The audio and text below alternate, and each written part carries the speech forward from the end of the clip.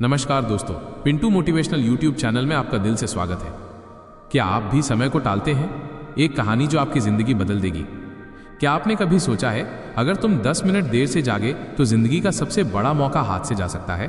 क्या हो अगर तुम्हारे हाथ में किस्मत हो और तुम उसे खो दो, सिर्फ इसलिए कि तुमने कहा अभी बहुत वक्त है। आज की कहानी एक ऐसे युवक की है जिसने समय की कदर नहीं की और एक दिन सब कुछ गंवा बैठा। अर्जुन की कहानी, आलस्य से असफलता तक। शिवपुर नाम के एक शहर में अर्जुन नाम का एक युवक रहता था। अर्जुन समझदार था, लेकिन उसका सबसे बड़ा दुश्मन था उसका आलस्य। हर जरूरी काम वो ये कहकर टाल देता कि कल कर लेंगे। उसके माता पिता उसको बहुत समझाते कि बेटा, तुम्हारा ये समय बहुत कीमती है, बुरे काम छोड़कर अपनी पढ़ाई लिखाई पर ध्यान दो। लेकिन अर्जुन को लगता कि ये सब पुरानी बातें हैं। कुछ दिनों बाद अर्जुन पढ़ाई करने के लिए शहर गया, लेकिन वहां भी उसकी आदतें नहीं बदली। दिन भर रील्स, मस्ती और खाली बातें, जैसे कि उसकी पढ़ाई कहीं खो गई थी। फिर एक दिन उसके दोस्त का कॉल आया और वो अर्जुन से बोला, भाई मेरी एमएनसी में नौकरी लग गई है। फोन करते ही अर्जुन टूट गया। वो खुद से बोला, मैं ही क्यों हमेशा पीछे रह जाता हूँ, मेरे सारे दोस्त मुझसे आगे निकल जा रहे हैं। वो बेचैनी में घाट की ओर चला गया। भिक्षु का उपदेश, रामू की कहानी। वहां एक वृक्ष के नीचे एक बौद्ध भिक्षु ध्यान में बैठे थे।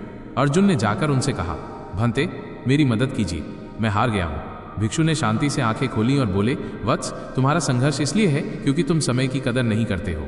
मैं तुम्हें एक कहानी सुनाता हूँ, ध्यान से सुनो। एक बार एक दयालु राजा के पास एक बेहद गरीब आदमी आया। उसका नाम था रामू। शरीर कमजोर, कपड़े फटे, आंखों में थकावट थी। रामू ने राजा से कहा, महाराज मैं कई दिनों से भूखा हूं, कोई काम नहीं मिल रहा। राजा को दया आई। राजा ने कहा, मैं तुम्हें एक अवसर देता हूं, आज का पूरा दिन तुम्हारा है। सूर्यास्त से पहले मेरे महल से जितना सोना उठा सको सब तुम्हारा होगा, लेकिन सूर्य डूबते ही महल के दरवाजे हमेशा के लिए बंद हो जाएंगे। रामू की आंखें चमक उठी। उसे अपने कानों पर विश्वास नहीं हुआ। उसने राजा के पैर छुए और बोला, धन्य हो महाराज। फिर वो दौड़ते हुए अपने घर की ओर निकला। रास्ते भर उसके मन में सिर्फ सोने की चमक थी। उसका मन कह रहा था, अब मेरी जिंदगी बदल जाएगी। आलस्य की कीमत, रामू की चूक। वो अपनी झोपड़ी पहुंचा और पत्नी को चिल्लाकर बुलाया। पत्नी बोली, क्या हुआ, क्यों इतने खुश लग रहे हो? रामू ने पूरी बात बताई, राजा का प्रस्ताव, सोना और सूर्यास्त की सीमा। पत्नी बोली, तो फिर अब भी क्यों रुके हो? भागो, समय मत गंवाओ। रामू बोला, बहुत भूख लगी है, पेट में कुछ नहीं है, पहले खाना खा लूं तब जाऊंगा। पत्नी चौंक कर बोली, तुम्हें अभी भी भूख की पड़ी है?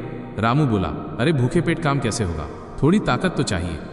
पत्नी ने कहा, ठीक है, पर जल्दी खाना और तुरंत निकल जाना। रामू बैठा और खाना खाने लगा, धीरे धीरे, आराम से, जैसे वक्त की कोई कमी नहीं।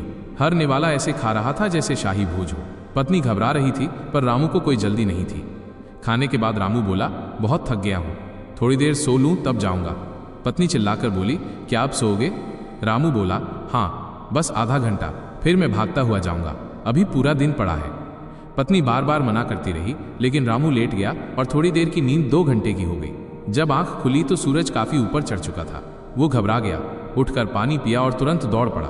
मन में अब भी उम्मीद थी, अब भी समय है, सब कुछ पा सकता हूं। एक और चूक और फिर नींद। रास्ते में तेज धूप थी, गर्म हवा चल रही थी। थोड़ी दूर चलकर उसे एक बड़ा सा पेड़ दिखा। उसने सोचा, बहुत गर्मी है, थोड़ा पेड़ के नीचे बैठ लूं, फिर महल चलूंगा। वो बैठा और वहां हल्की हवा में उसे फिर नींद आ गई। इस बार नींद और गहरी थी। 4 घंटे बीत गए। जब उसकी आंख खुली तो आसमान का रंग बदल चुका था। सूरज ढलने को था और रामू को अब असली डर लगने लगा था। वो उठा और पसीने से लथपथ भागते हुए महल की ओर दौड़ा। मन में बार बार यही सवाल, मैंने इतना समय क्यों बर्बाद किया? अगर उस वक्त निकल जाता तो आज मेरी जिंदगी बदल सकती थी। अंततः मौका हाथ से निकल गया। वो लोगों से टकराता हुआ, हांफता हुआ भागता जा रहा था। अब सूरज की आखिरी किरणें बची थी। उसने सामने महल के ऊंचे गेट देखे। भागते हुए उसने देखा कि पहरेदार दरवाजा बंद करने की तैयारी कर रहे थे। वो जोर से चिल्लाया, रुको, मैं आ गया। लेकिन दरवाजा बंद हो गया ठीक सूर्यास्त के समय। रामू दरवाजे पर गिर पड़ा, हाथ जोड़े रोने लगा। बस एक मौका दे दो, थोड़ा सा सोना ले लेने दो। सिपाही बोला, माफ करो, समय समाप्त हो गया है, आदेश स्पष्ट है। रामू जमीन पर लेट गया, आंखों से आंसू बहने लगे। उसे समझ नहीं आ रहा था कि रोए, गुस्सा करे या खुद को कोसे, क्योंकि उसने अमीर बनने का एक अच्छा मौका गंवा दिया था और उसने समय के मूल्य को नहीं समझा। अर्जुन का जागरण, एक नई शुरुआत। उस भिक्षु ने कहानी को खत्म किया और अर्जुन की तरफ देखा। अर्जुन के पास कोई शब्द नहीं थे। उसे अपनी गलती का एहसास हुआ। तब भिक्षु बोले, वत्स, वही गलती तुम कर रहे हो। तुम सोचते हो कि समय बहुत है, लेकिन समय कभी किसी के लिए रुकता नहीं। या तो तुम समय के साथ चलो या समय तुम्हें छोड़ देगा। अर्जुन चुप था, भीतर तक हिल चुका था। उसने उसी क्षण तय किया, अब एक भी पल बर्बाद नहीं करूंगा। अर्जुन ने भिक्षु को धन्यवाद किया और चला गया। अगली सुबह वो सूरज के साथ जागा, फोन को हाथ नहीं लगाया, शांत जगह बैठा और ध्यान किया। उसने खुद के लिए एक सख्त दिनचर्या बनाई। सुबह ध्यान, दिन भर पढ़ाई, हर काम समय पर।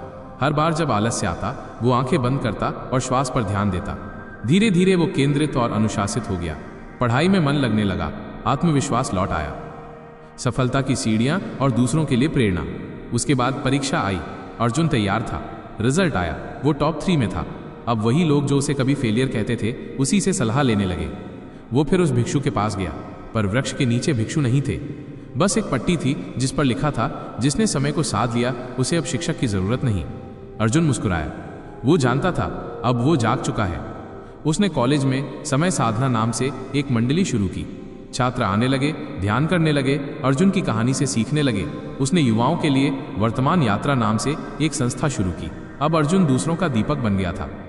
एक सेमिनार में जब पूछा गया, आपकी सफलता का राज क्या है, अर्जुन ने जवाब दिया, वर्तमान क्षण, क्योंकि इसी में सब कुछ संभव है।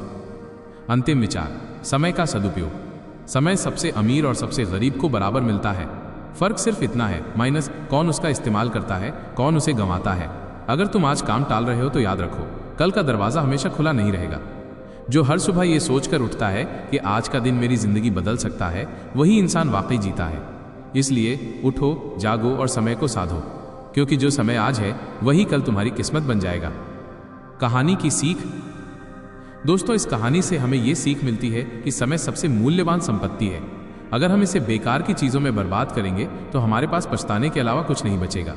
हर अवसर का सही समय पर लाभ उठाना चाहिए, क्योंकि खोया हुआ समय कभी वापस नहीं आता है। अगर ये कहानी आपको प्रेरणादायक लगी हो तो कृपया इसे लाइक करें और अपने दोस्तों के साथ शेयर जरूर करें। शायद किसी का जीवन बदल जाए। ऐसी ही और कहानियों के लिए हमारे चैनल पिंटू मोटिवेशनल को सब्सक्राइब करें और बेल आइकन दबाना न भूलें, ताकि अगली कहानी आप तक सबसे पहले पहुंच सके। मिलते हैं अगली कहानी में। तब तक याद रखो, वक्त को मत गंवाओ, वरना वक्त तुम्हें गंवा देगा।